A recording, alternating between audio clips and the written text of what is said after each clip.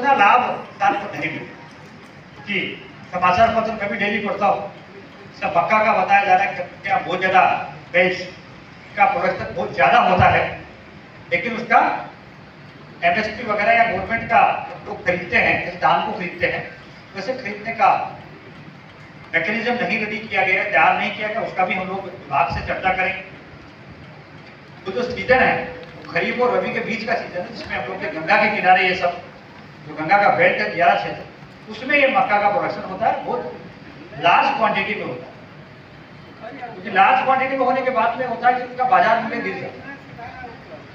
अब किसान का इतना कैपेसिटी नहीं है कि अपना मक्का यहाँ से ले जाके राजस्थान में बेचे, तो ये दिक्कत है। वो लोकल ही बेचेगा, उसका डिमांड बहुत ही कम हो जाता है और रेट वो नुकसान किसान को नहीं हो, उसका भी हम लोग आने वाले समय में निदान करें। और भी बहुत सारे क्षेत्र, डेयरी क्षेत्र है, हॉर्टिकल्चर है। डेयरी में हम लोग ने काफी अच्छा किया है और आने वाले समय में हम लोग और भी अच्छा करेंगे। हम लोग की मदद से हम लोग 20,000 लीटर प्रतिदिन दूध का कलेक्शन करने में सफल हुए। कि आप ही लोग की सहयोग से हुआ है। मैं पुनः आज इस मंच से के लिए भी आपको बहुत बहुत धन्यवाद देता हूँ। साथ ही और भी हमारे बीच में मोहम्मद अताउल रहमान छोटी कोदरजना साहिबगंज से मैं आग्रह करूंगा कि डीडीसी महोदय और डीसी महोदय साहब को लोग संयुक्त रूप से अताउल साहब को बीज उपलब्ध कराएंगे।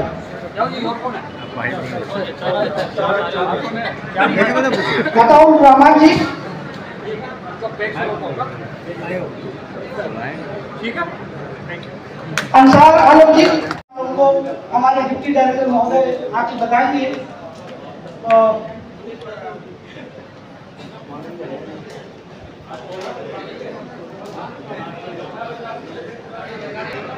सर का पौधा गाड़ी में रखवा दिया जाए। कंचन जी, तो डीसी सर कौन पौधा दिए, ये जापान का वेरिएंट ट्री है। सबका बात सुनेंगे तो दूसरा काम है ना, प्रोग्राम अलग है तो ऐसा है। हाँ, कंटिन्यू करते हैं वो बात। उद्देश्य है कि हमारे जो किसान थे उनका इनकम जो है उसको बढ़ाना है। उपायुक्त महोदय ने भी कहा कि हम अपने जमीन को नहीं बढ़ा सकते हैं, तो जमीन नहीं बढ़ सकता है, जमीन घट रहा है। क्योंकि हम लोग देख रहे हैं, जैसे हमारा कृषि विज्ञान केंद्र है, तो विगत 5-7 वर्षों में देखेंगे तो अब जो है वहाँ पे घर बन गए। मतलब जो खेती वाली जमीन है वो बढ़ तो नहीं सकती है, घट रही है।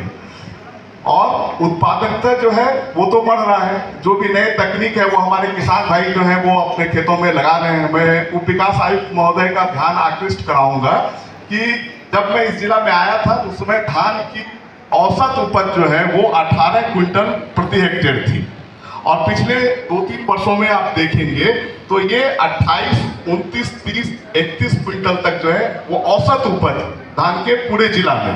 तो ये जो उपज वृद्धि हुई वो राज्य और केंद्र सरकार की योजनाएं और किसान जो है कृषि विश्वविद्यालय या कृषि अनुसंधान केंद्र से जो भी तकनीकें निकल रही है उसको अपने खेतों में कर रहे हैं। अब देखिए, आय वृद्धि के लिए जो है फार्मर्स डबलिंग इनकम जो है वो 2017-18 में लॉन्च हुआ था। हम लोग ये मान लें कि जब तक हम अपने प्राथमिक उत्पाद को बाजार में बेचेंगे हमारी आय वृद्धि नहीं होगी। प्राथमिक उत्पाद कहने का मतलब हुआ कि यदि हम धान उगाएंगे और धान बेचेंगे, और वो भी क्या, तो इंडिविजुअल अकेले में, तो हमको उससे फायदा नहीं होगा। कम से कम, जैसे इसको आप देखेंगे तो इसमें प्राइमरी प्रोसेसिंग एक वर्ड है, प्राथमिक प्रसंस्करण।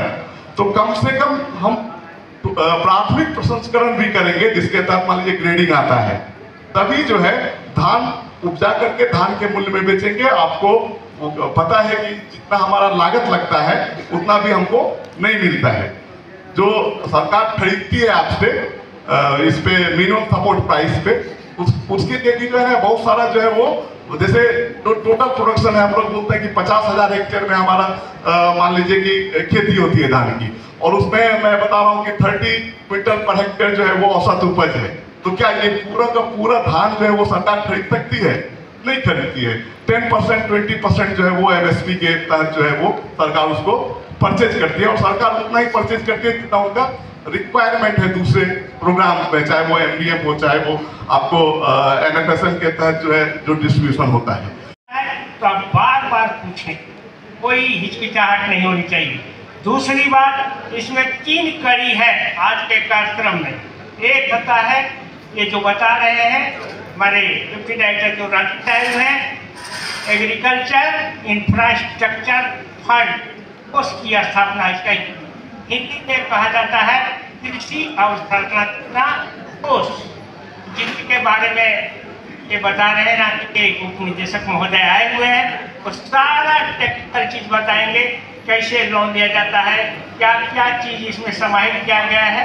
आप छोटा भी लोन, मैं इनसे आग्रह किया है, कल भी आग्रह किया था, कल हमारे एलाइड और अन्य ऑफिसर्स के साथ इनकी बैठक हुई थी, यही समाधान के सभा कक्ष में।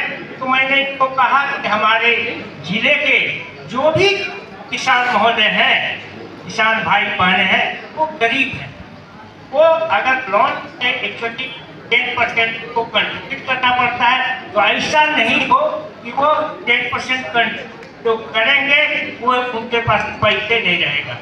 तो ऐसा छोटा छोटा तरीका का छोटा लोन देने का कष्ट करें। तो आप सभी भाई बहनों से आग्रह है, किसान बंधुओं से आग्रह है कि आप लिख के हमको दें।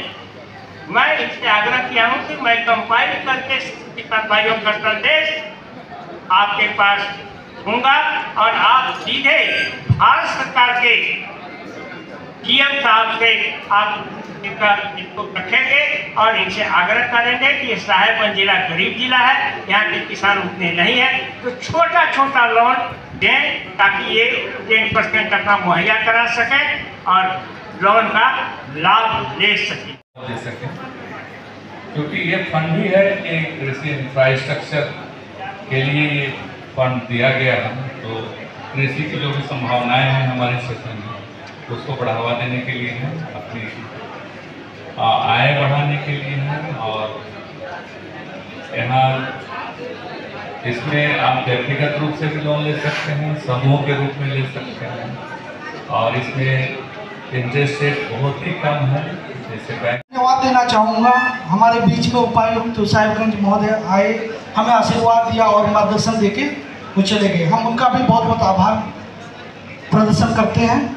साथ में हमारे बीच में उप विकास आयुक्त महोदय साहिबगंज मौजूद है। सर, मैं आपका बहुत बहुत दिल से धन्यवाद देता हूं कि आपने हम लोगों के बीच में उपस्थित हुआ, आपका आशीर्वचन हमें मिला।